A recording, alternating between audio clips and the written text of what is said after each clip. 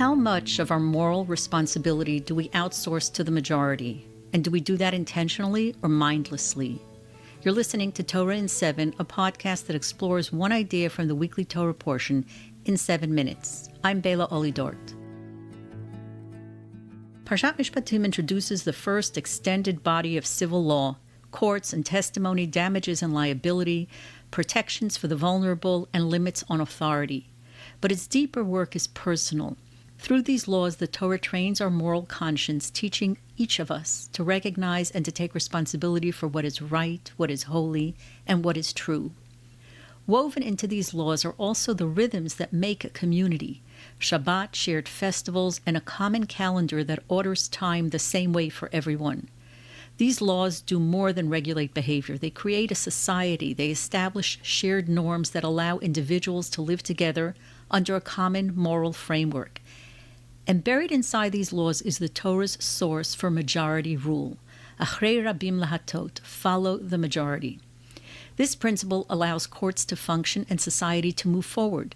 Without it, disagreement would paralyze the system. Jewish law depends on the ability to decide collectively even when unanimity is impossible. No community can hold together if everyone insists on acting only on their own view. One of the most dramatic episodes in rabbinic history shows just how far that commitment to majority rule must go. It unfolds in a confrontation between two rabbinic greats, Rabban Gamliel and Rabbi Yehoshua. The dispute was over the calendar, when the new moon was sanctified. Rabbi Yehoshua believed the court was wrong. By his calculation, Yom Kippur fell on a different day. From his perspective, obeying the ruling meant violating the holiest day of the year. Rabban Gamliel, head of the Sanhedrin, ordered Rabbi Yehoshua to appear before him with his staff and money on the day Rabbi Yehoshua believed was Yom Kippur. It was a public test of the court's authority. This was not a clash of morality, but of interpretation, how the laws of the new moon were interpreted. Rabbi Yehoshua believed he was right. Still, he did not rebel. He did not create a rival calendar. He accepted the court's ruling, and he came carrying his staff and money on the day he believed was Yom Kippur. Rabban Gamliel stood up, kissed him, and said, "Come in peace, my teacher in wisdom and my student in accepting the court's decision." Both men were right. Rabbi Yehoshua was right in insight. Rabban Gamliel was right about what it takes for a people to live together. Rabbi Yehoshua understood that without submission to collective decision-making, Jewish life fractures. There's no shared calendar, no shared law, no shared people. This is the Torah's model of humility toward the community, the ability to defer even when one holds a different view. But sometimes, and this is crucial, we must withhold our support from the majority. Sometimes the crowd itself perverts justice, and following it makes us complicit.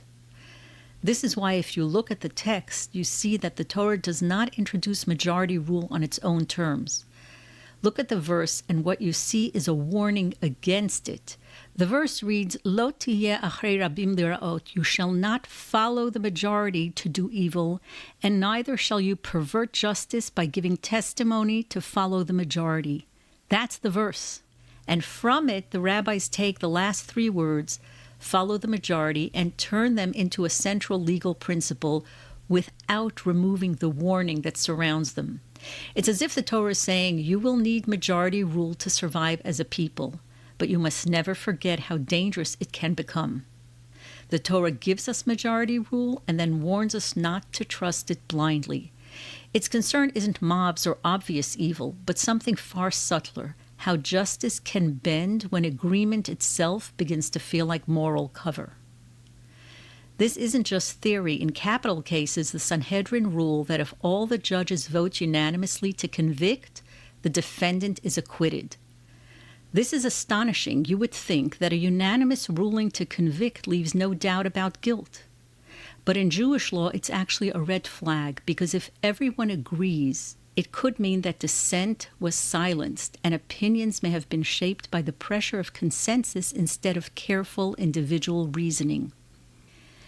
This concern did not disappear in modernity. The French diplomat Alexis de Tocqueville, who wrote Democracy in America, warned that its greatest danger was what he called the tyranny of the majority, the way dominant opinion can suppress disagreement and dissent. The tension between consensus and conscience runs deep in literature as well. In Ibsen's An Enemy of the People, a doctor who exposes a poisoned water supply is crushed by the majority, not because he's wrong, but because the truth is inconvenient. Ibsen's warning is brutal. The crowd doesn't need to be evil to be dangerous, only comfortable.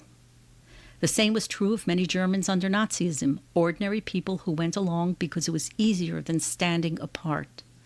Following orders became an alibi. And we see the same pattern today. We see people marching for causes they have not examined, chanting slogans they cannot explain, adopting moral positions unreflectively, not because they are necessarily malicious, but because it is easier to let the crowd do the thinking.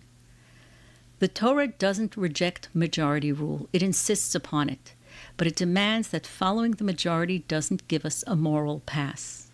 Rabbi Yehoshua shows us when to defer to the rule of majority. In matters of interpretation, we yield. But when the majority crosses into moral perversion, conscience must prevail.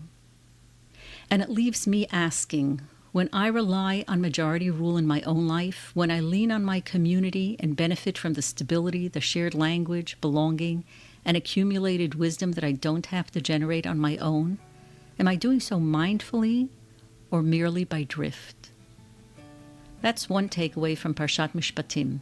If this has been meaningful to you, please subscribe, share, and comment. Shabbat Shalom.